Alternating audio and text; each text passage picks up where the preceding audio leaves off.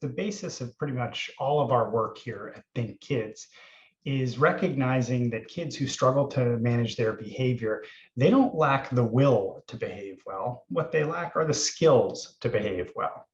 And we've done a lot of research, but many other people around the world have done a lot of research over decades now, basically a half a century, to help identify the types of skills that kids who struggle with their behavior have a hard time with.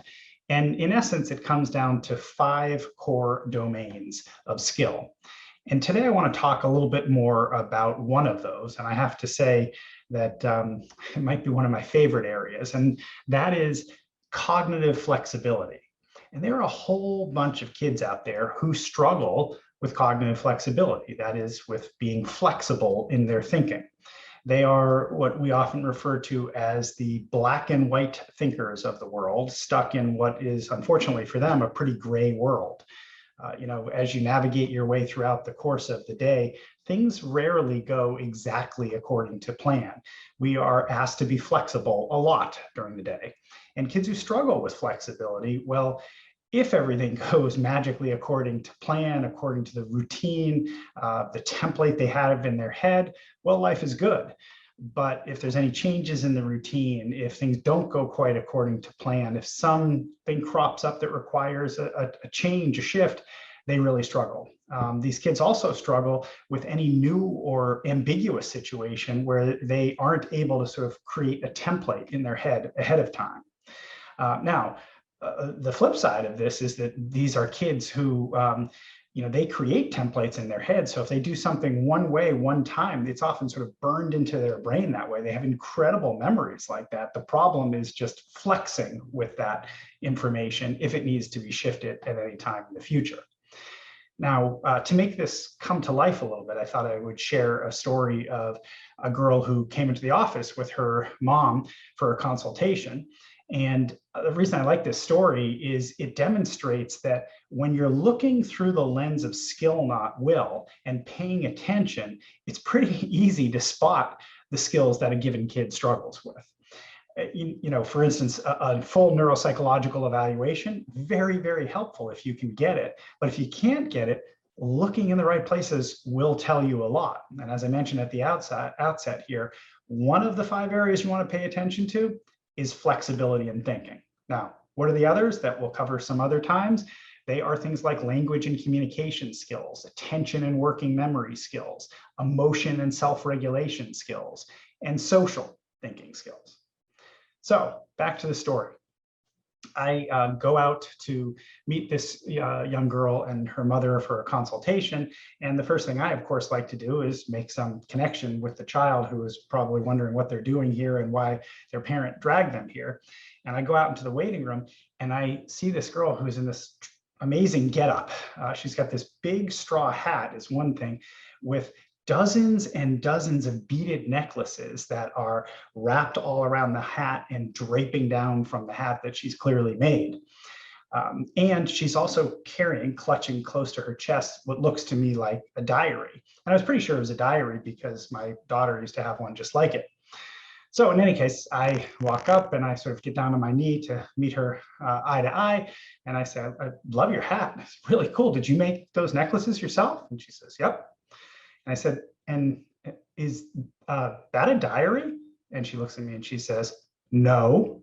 I said, oh, it's not a diary. Oh, okay.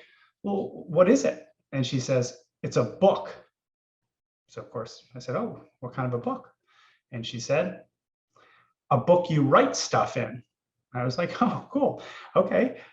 Following along, what kind of stuff do you write in the book? And she looks at me and she says, private stuff. And I'm thinking to myself, sounds like a diary. And so I say to her, oh, it sort of sounds like a diary. And she says, it's not a diary. It doesn't have a lock. I was thinking to myself, okay, to be a diary, it must have a lock or else it is not a diary. So I'm taking a mental note. And I say to her, so do you mind me asking the kinds of private stuff you like to write in there? And she says, well, I can't tell you much or it wouldn't be private. I said, good point. And she says, but I'll tell you that I do like to write songs. Oh, okay. She says, I just wrote a new one. Want to know what it's called? I said, of course. And she says, mad. So I said, oh, okay. And she says, do you want to hear it? I said, of course. And she says, okay, it's 8 minutes long and don't interrupt me. Now, at this point, I decided, you know what, I should probably take this from the waiting room back into my office here, especially if it was going to be 8 minutes long. And she willingly goes back into the office with me and then proceeds to recite by heart an 8-minute song with the theme being mad.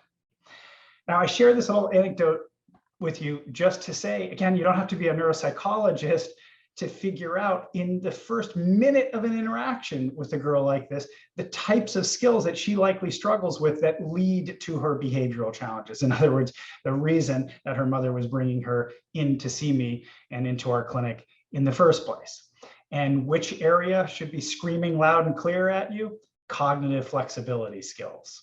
Now, of course, if you're paying close attention, you're wondering to yourself, okay, her song she's writing all about is mad. Maybe there are some emotion regulation challenges there.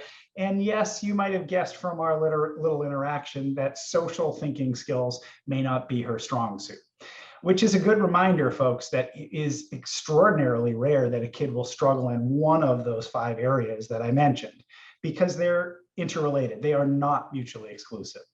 And for instance, I've never met a kid who has been very rigid, concrete, literal in their thinking, like her, so struggled with flexibility, who doesn't also struggle to regulate their emotions and have some difficulties in social interactions. Because the reality is, when you're a very black and white thinker, you're sort of always operating in this state of hypervigilance, wondering when the world is going to throw the next gray thing at your black and white thinking brain, which has you in sort of a state of heightened anxiety.